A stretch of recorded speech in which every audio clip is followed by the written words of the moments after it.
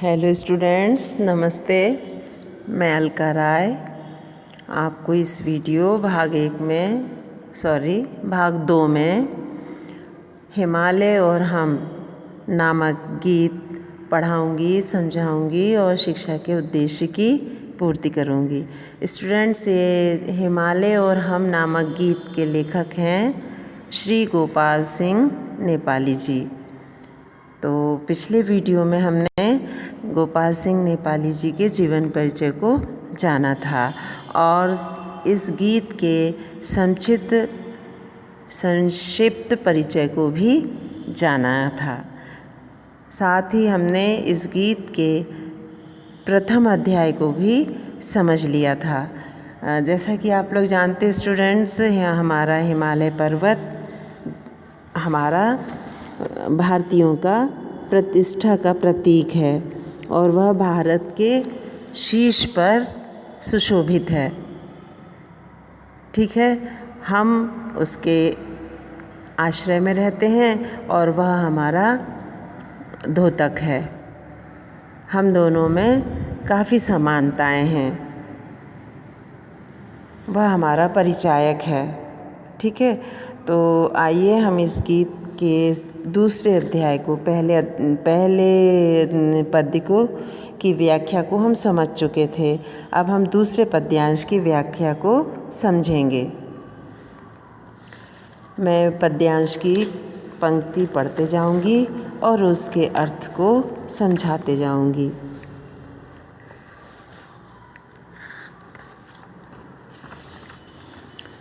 अरुणोदय की पहली लाली इसको ही चूम निखर जाती, फिर संध्या की अंतिम लाली इस पर झूम बिखर जाती। इन शिखरों की माया ऐसी, जैसा प्रभात संध्या वैसी, अमरों को फिर चिंता कैसी। इस धरती का हर लाल खुशी से उदय अस्त अपनाता है, गिरिराज हिमालय से भारत का कुछ ऐसा ही नाता है। कवि कहते हैं, गीतकार गोपाल सिंह नेपाली जी कहते हैं कि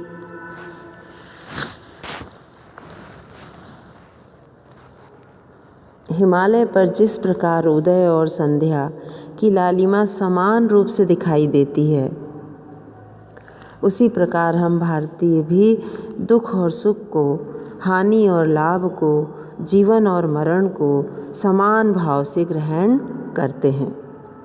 उसके स्वभाव और हमारे स्वभाव में समानता है। हम दोनों में अटूट संबंध है। फिर वो अर्थ और भावार्थ पर आप ध्यान दीजिए। हिमालय की विशेषताओं पर प्रकाश डालते हुए कवि कहता है कि उदय काल अर्थात प्रातः काल में जब सूर्य की किरणें हिमालय पर्वत की हिम सतह पर पड़ती है, तो वे इसका स्पर्श पाकर, इसे चूम कर और भी अधिक सुंदर हो जाती हैं। इसी प्रकार सायंकाल को सूर्यास्त के समय की अंतिम किरणों की लालिमा को हिमालय की सतह पर झोंका खाते हुए मंद गति से बिखर जाती हैं और इस तरह वे भी और सुंदर दिखाई देती हैं। हिमालय की चोटियों में ऐसी विलक्षण अलौकिक शक्ति है कि यहाँ पर जैसा प्रातःकाल का दृश्य दिखाई देता है, वैसा ही सायंकाल का भी दृश्य सुंदर दिखाई देता है। दूसरे शब्दों में हिमालय पर्वत का प्राकृतिक सौंदर्य प्रातःकाल और सायंकाल दोनों में समान होता है। उसी प्रकार भारतीय भी समान भाव से सुख और दुख, जीवन और मरण, लाभ और हानि को समान भाव से ग्रहण करते हैं। भारतवर्ष की धरती का हर जवान भी जीवन व मृत्यु को समान भाव से अपनाता है। देश की रक्षा में तत्पर जवान भारत के सपूत,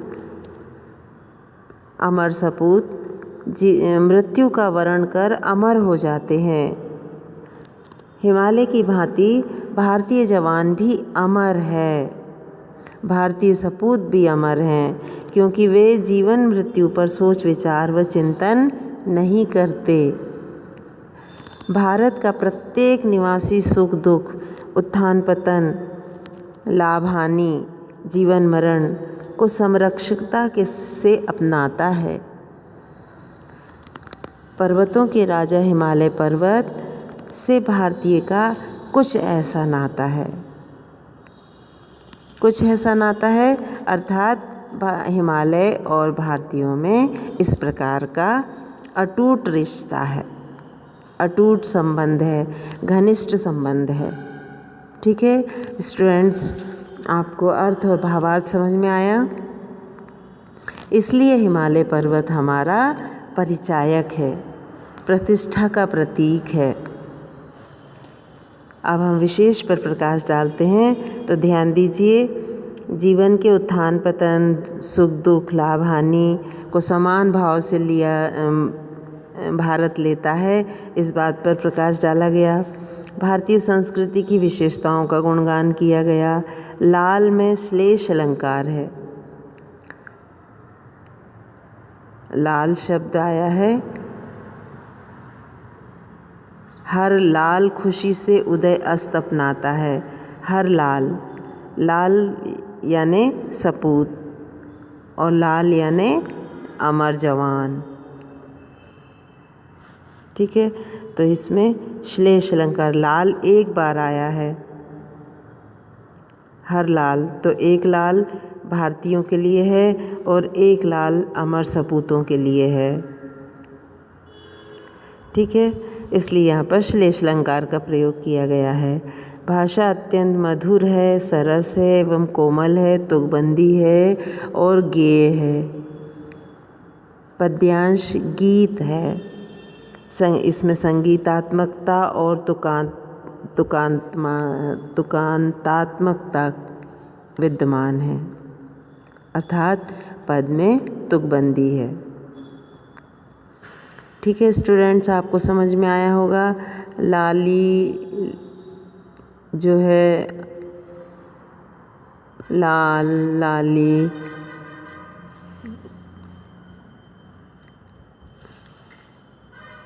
ठीक है स्टूडेंट्स, इसमें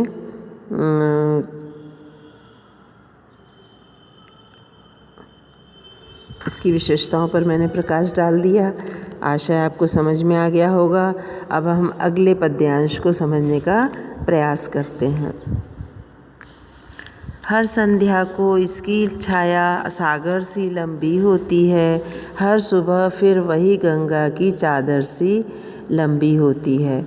इसकी छाया में रंग गहरा है, देश हरा परदेश हरा, हर मौसम है संदेश भरा। इसका पदतल छूने वाला वेदों की गाथा गाता है। गिरिराज हिमालय से भारत का कुछ ऐसा ही नाता है। सागर सी समुद्र के समान, चादर सी चादर के समान, और पदतल, पदतल यानी हिमालय की तलहटी। ठीक है, सबसे पहले हम संदर्भ कि हमारी पाठ्यपुस्तक हिंदी मकरंद से में संकलित कविता हिमालय और हम से लिया गया है।